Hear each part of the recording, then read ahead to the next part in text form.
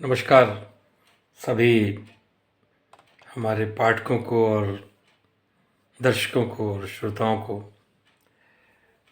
आज फिर मैं आपके सामने हाजिर हूँ आदरणीय प्रोमिला दुआ जी की काव्य रचना मजमुआ नज़्म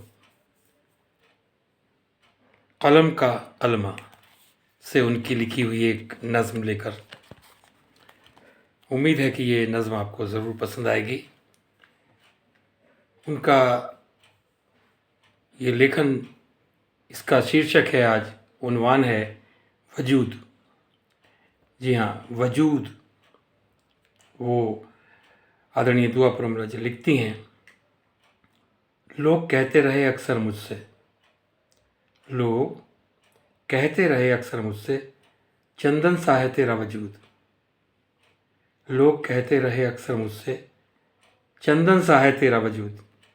जहाँ जाती हो महक छोड़ जाती हो, जहाँ जाती हो महक छोड़ जाती हो अपनी यादों की। लोग कहते रहे अक्सर मुझसे चंदन सा है तेरा वजूद।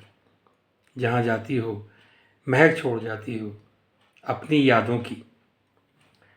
सुनकर मुस्कुरा देती थी वो भोली सी अल्लड़ लड़की। सुनकर मुस्कुरा देती थी वो भोली सी अल्लड़ लड़की। दुनिया की साजिशों से बेखबर अपनी ही धुन में मस्त। दुनिया की साजिशों से बेखबर अपनी ही धुन में मस्त। वक्त गुजरता रहा और एक उम्र के बाद अब समझ आया कि सांपों का लिपटना तो लाजमी था। वक्त गुजरता रहा और अब समझ आया कि सांपों का लिपटना तो लाजमी था, क्योंकि मेरा वजूद ही चंदन का था।